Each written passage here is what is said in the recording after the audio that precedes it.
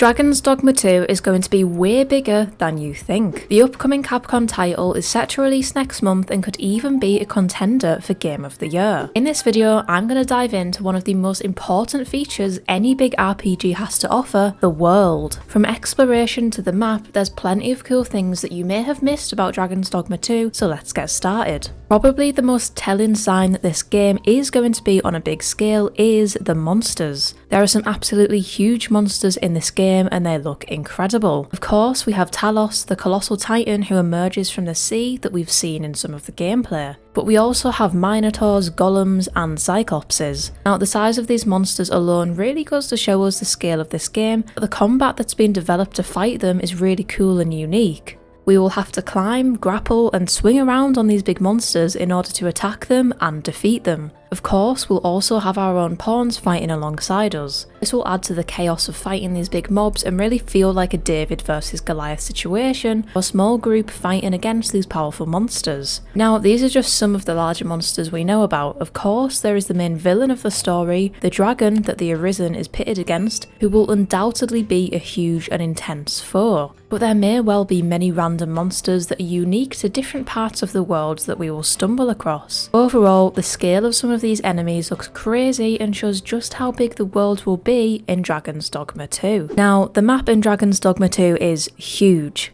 This is great as there's nothing worse than running out of places to explore in an open world. The map is actually 4 times the size of the one in the original game. For a sense of scale, take a look at this clip from the recent TP game show. Here we see a small grey portion that has been explored, with a massive world beyond when the camera zooms out. Now the great thing is, this map will not be empty. The game's director has said that, "I don't want to go too far and make people think I'm exaggerating, but we've placed items on the map and figured out ways to guide the player's eye so that there aren't any moments when they feel bored." This is super exciting. A huge map that is packed full of activities is super important for a fun experience when playing an RPG. Knowing that not only do we have tons of areas to explore, but that these areas are not just barren fields but full of points of interest is really reassuring. Some recent releases such as Starfield have sadly missed the mark on this, so knowing that the team at Capcom have put a lot of effort into the scale of the map and making sure it's fun is great news. Now, the team have also made some additional development choices to make the map feel even more interesting and bigger. Dragon's Dogma 2 will have minimal markers on the map, which means you will have to seek out most opportunities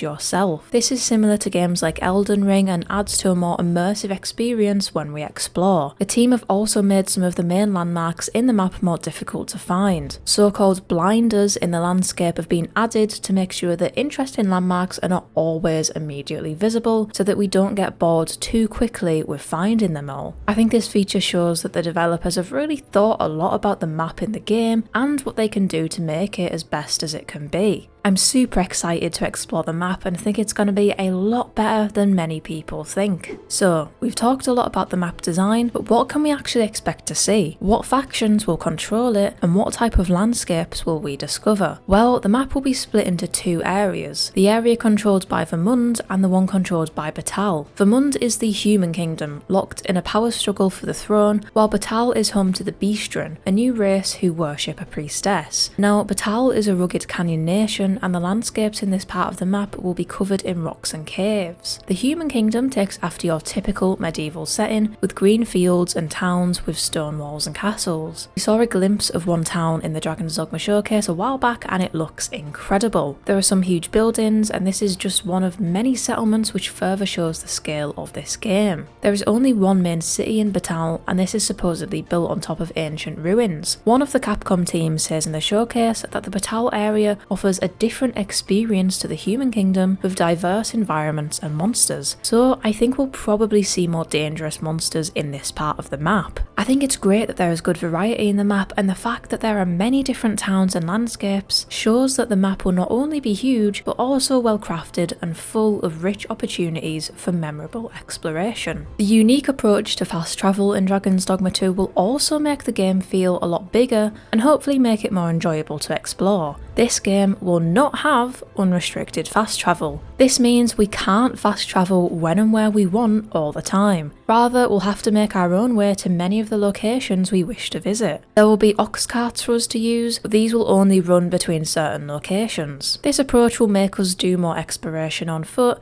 and personally, I think it will make us appreciate more of the landscape that we can explore. It will also make us run into more NPCs, see more points of interest, and overall make for more enriched exploration. Something else that adds even more to the exploration is that on top of the traditional quests that we will stumble across when walking around, people will actually come up to our party and call out to us for aid, and our pawns will then go off by themselves to point out different points of interest or areas for us to explore. This all makes for a very dynamic way of adventuring, and I think will make the game feel very alive. Now, the world and map size, exploration and huge monsters will make this game literally feel big in scale, but I wanted to also talk about the potential this game has. 2023 was a huge year for gaming. We had Hogwarts Legacy, Starfield, Spider-Man 2, Tears of the Kingdom, Baldur's Gate 3 and many more huge titles. So there's definitely big shoes to fill in 2024 when it comes to new releases. I think Dragon's Dogma 2 will be one of the best new releases to look out for this year. I know a lot of people are looking for a good new fantasy RPG, and Dragon's Dogma 2 offers just that and more. There's also such a huge fanbase who've been waiting over 10 years for a sequel to the original game from 2012, so it's going to be a super special experience if you loved the first game. Even if you're new to the series though, Dragon's Dogma 2 is definitely shaping up to be one of the most epic games this year. What do you guys think of the map and exploration in Dragon's Dogma 2? Let me know in the comments down below, as I would love to know your thoughts. Please don't forget to hit the like button if you did enjoy the video, and subscribe to the channel for more videos on your favourite RPGs. As always, thank you for watching, see you next time.